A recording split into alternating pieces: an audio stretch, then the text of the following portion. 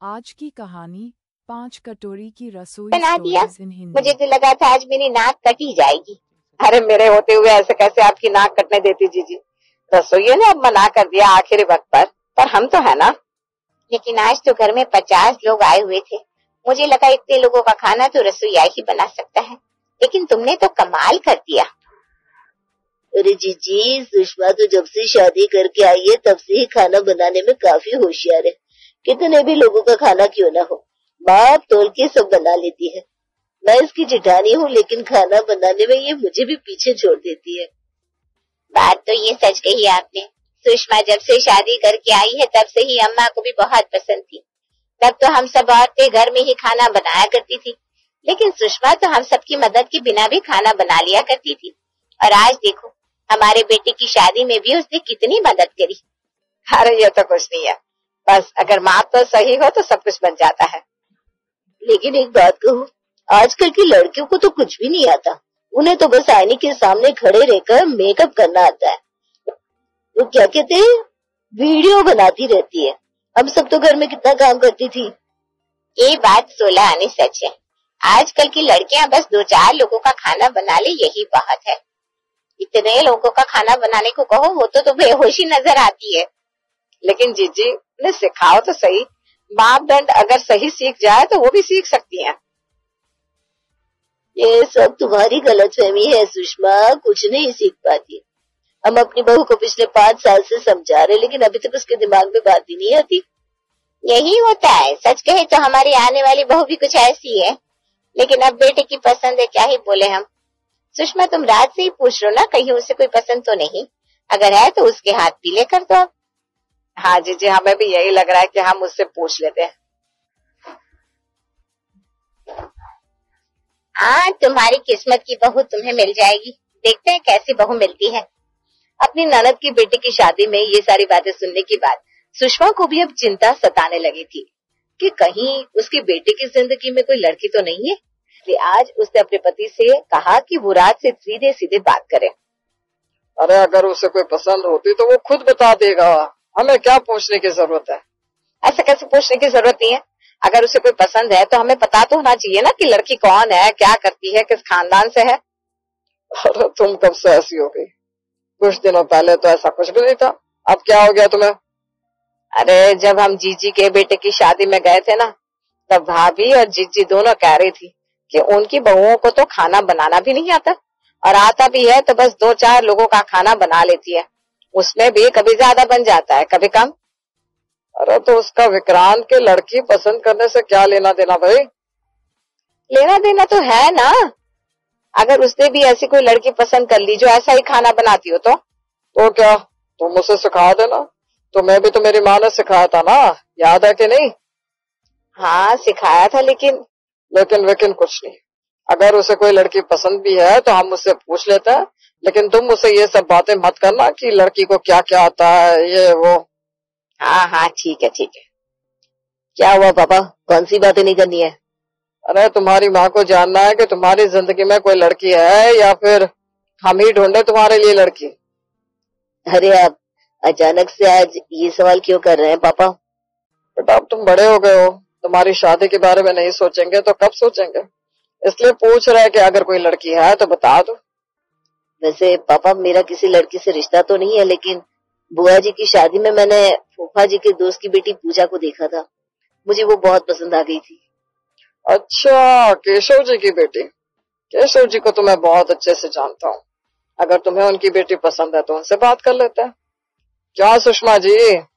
हाँ, पूजा शादी में काफी खूबसूरत लग रही थी। आप केशव जी से बात कर लीजिए। और तो और पूजा की मम्मी तो बड़ी ही गुणवान है, इसका मतलब पूजा को भी सब कुछ आता ही होगा। क्या माँ? कुछ नहीं बेटा, मैं आज ही केशव जी से बात करता हूँ। राज के पिता केशव जी से बात करते हैं और दोनों के रिश्ते की बात तय हो जाती है। पूजा के घर वाले इस रिश्ते के लिए मान जाते हैं। दोनों की सगाई भी उसी दिन हो जाती है। चलिए जी, आज का तो बड़ा ही शुभ दिन है। दोनों बच्चों की सगाई भी हो गई। अब तो आप हमारे समधी हुए। अब तो आपको हमारे घर खाना खाकर ही जाना पड़ेगा। चलो इसी बहाने देखने को भी मिल जाएगा कि पूजा को खाना बनाना आता है कि नहीं। अरे खाना बनाने में है ही क्या, हम सब होटल में चलते हैं आज खाने। वैसे भी हमारी पूजा बेटी को खाने का बड़ा ही शौक है। अच्छा, ये तो बड़ी अच्छी बात है। हमारे राज को भी अच्छा अच्छा खाने का बड़ा शौक है। फिर तो अच्छा खाना बना लेती होगी ना पूजा? हाँ, बना लेती है। माँ के साथ खड़ी रहती है तो बना ही लेती होगी खाना अच्छा। हाँ, मेरी मदद भी करती रहती है और खाना भी अच्छा बना लेती है। अच्छा अच्छा, चलो अच्छा है। इसका मतलब ये है कि अकेले नहीं बना पाते। कोई बात नहीं, वो तो मैं सिखा दूंगी। चले अब, या और भी कुछ पूछना है? अरे चलिए ना, मैंने कहा था ना ये सब मत बोलना कि लड़की को ये आता है, ये आता है, ये नहीं आता है। अरे घर की बहू बनने वाली है, ये सब तो पूछना ही पड़ेगा ना। आप चुप रहिए जी। इन औरतों का कुछ नहीं हो सकता सच में। सुषमा को इतना तो पता था कि पूजा को खाना बनाना आता है, लेकिन उसने ये भी पता लगा लिया था कि उसने कभी अकेले से खाना नहीं बनाया था। इसलिए शादी के अगले दिन से ही जब सारे मेहमान घर में थे, उसने ये साबित करना शुरू कर दिया कि उसकी बहू भी उसी की तरफ बहुत होशियार है। सुषमा बहू तो तुझे बहुत सुंदर मिली है, मानना पड़ेगा। अरे बस सब कुछ आपका आशीर्वाद है जीजी। वैसे पूजा बेटी, मैंने सुना है तुमने काफी पढ़ाई की है। इस चक्कर में घर के कामों में ध्यान ही नहीं गया होगा, है ना? वो बुआ जी, अरे नहीं नहीं जीजी, ऐसा बिल्कुल नहीं है। पूजा तो घर के कामों में बड़ी ही होशियार है, सब कुछ आता है उसे, और मेरी तरह रसोई भी बड़े अच्छे से संभाल लेती है। फिर तो बहू के मामले में तो हमसे आगे निकल गई सुषमा। वो तो आप बस सारे की अपनी अपनी किस्मत है। फिर तो हम आज पूजा बहू के हाथ का ही खाना खाएंगे।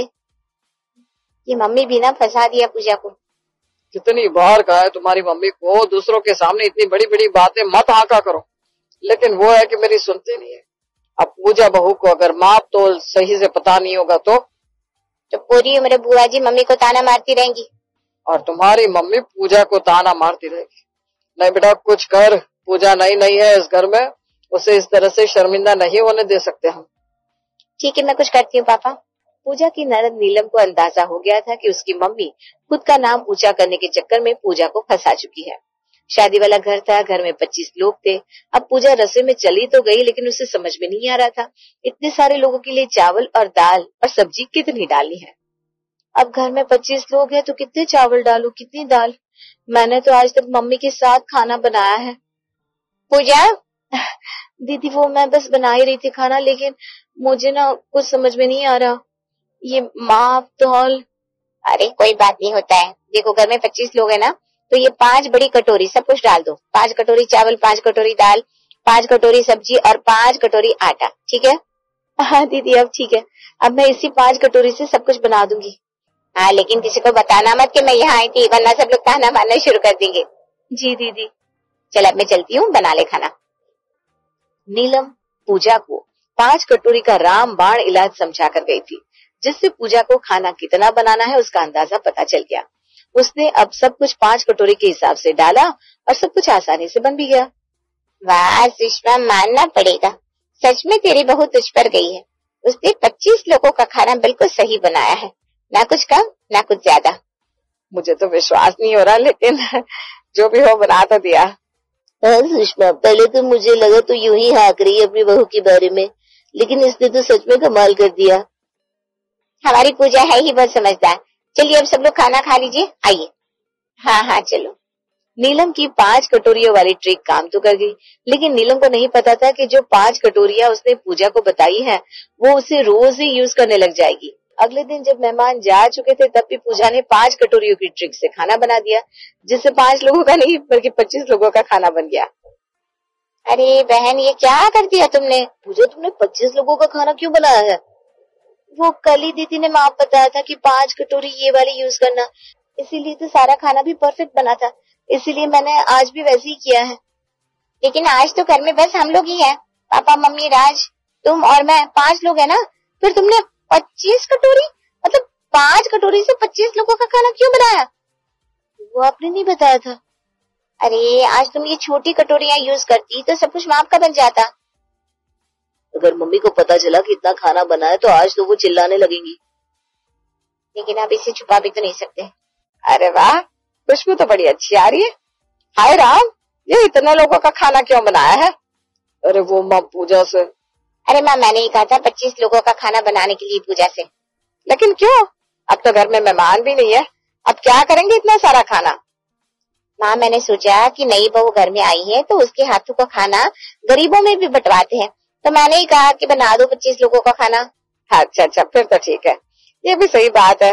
अब नई बहू घर आई है तो पुण्य तो करना ही चाहिए। चलिए धान पुण्य कर लेते हैं। चलो अब चलकर मंदिर में सारा खाना बांट आते। हाँ चलो। देखो पूजा, आज तो बचा लिया, लेकिन कल से तुम इन छोटी कटोरियों का इस्तेमाल करना, ठीक है? ठीक है। पूजा वही 5 कटोरियों का इस्तेमाल करके खाना बनाने लगी थी और कुछ दिनों में उसकी ननद नीलम भी अपने घर को चली गई। लेकिन कुछ दिनों बाद जब घर में उसकी सास की सहेलियां अचानक से आ गई, तब भी पूजा ने 5 कटोरी की रसोई बनाकर सामने रख दी। इसकी बहू तो बड़ी कंजूस निकली। हम दोनों के लिए तो इसने खाना बनाया ही नहीं, सिर्फ 5 लोगों का खाना बनाया है। लगता है सुषमा ने ये समझा कर रखा है, ज्यादा खाना मत बनाया कर। हमारे घर आकर तो कटोरे भर भर के खा जाती है सब कुछ। हाँ देखो, खुद के घर में कैसे कंजूसी करवा रही है बहू से। वो मैं जरा आती हूँ पूजा को कुछ मदद करवा कर रसोई में। अरे पूजा बहू, मैंने तुमसे कहा था ना आज मेरी सहेलियां आई हैं खाने पर, फिर तुमने आज भी 5 लोगों का ही खाना क्यों बनाया? अच्छा, खाना कम बन गया क्या? तो कौन सी कटोरी डालनी थी फिर? क्या? कौन सी कटोरी डालनी थी? क्या बोल रही हो? अब एक काम करो, थोड़ा सा खाना और बना दो जल्दी से। ठीक है माँ जी, मैं अभी बना देती हूँ। पूजा फिर से उन्हें 5 कटोरी का माप लेकर दूसरा 5 लोगों का खाना बना देती है। अब घर में लोग थे 7 और खाना बन गया 10 लोगों का। अरे और भी कोई आ रहा है क्या सुषमा? तूने हमें बताया नहीं? नहीं, कोई नहीं आ रहा है। देख, अब झूठ मत बोल, तूने 10 लोगों का खाना बनवाया अपनी बहू से। ये देख, जरूर कोई आ रहा होगा तभी तो। आजकल ना इसकी नई नई सहेलियां बन गई है, उसके बारे में तो हमें बताती नहीं है ना। अरे सच में कोई नहीं आ रहा है, ये तो बस पूजा बहू ने एक्स्ट्रा यूं ही बना दिया। अच्छा, तुम लोग भी उस शीला की तरह करने लगे हो क्या कि दिन में खाना बना लिया और रात तक यही करते रहो, खाते रहो? लगता है सुषमा बहुत कंजूस हो गई है। पहले तो हमारे लिए खाना नहीं बनवाया, उसके बाद इतना बनवाया कि रात को भी यही खाने वाली है। हाँ नहीं तो क्या। अरे इतने पैसे लेकर कहाँ जाएगी तू? पूजा की वजह से सुषमा की सहेलियों ने उसका बहुत मजाक उड़ाया और अब सुषमा भी आग बबूला सी हो गई थी। वो गुस्से में पूजा के पास जाती है। कटवा दी ना मेरी नाक, अब तो चैन पड़ गया ना तुम्हें? वो माँ जी, मैं तो बस 5 कटोरी के माप से खाना बना रही थी। अरे इतनी बड़ी हो गई हो, इतना पता नहीं चल रहा कि कौन सी कटोरी से 5 लोगों का खाना बनेगा? तभी मैं सोचूं तुमने शादी के बाद खाना बना कैसे लिया। अरे बहुओं का काम होता है ससुराल का नाम ऊंचा करना। तुमने तो मेरी ही हंसी उड़वा दी सबके सामने। माँ जी सॉरी। अरे आप क्या सॉरी? गलती इसमें तुम्हारी है सुषमा, पूजा बहू की नहीं। क्या मेरी गलती है? मैंने क्या किया? तुमने पहले ही दिन पूजा पर इतनी बड़ी जिम्मेदारी डाल दी बिना ये सोचे कि वो इसके लिए तैयार है कि नहीं, वो भी बस लिए कि सब लोग तुम्हारी वाह कर सके। देखो सुषमा, हर व्यक्ति अलग होता है, हर किसी में अपनी खासियत होती है। तुम्हारी खासियत यह है कि तुम इतना अच्छा खाना बना लेती हो, बहुत सारे लोगों का खाना बना लेती हो, लेकिन तुम्हारी बहू वैसी ही हो, ये जिद करना गलत बात है। अपनी बहू को खुद के साथ या किसी और के साथ कंपेयर करना गलत है। इससे तो ये अच्छा होता कि तुम उसे पहले सब कुछ सिखाती, फिर उसे जिम्मेदारी सौंपती। आप बिल्कुल सही कह रहे हैं जी।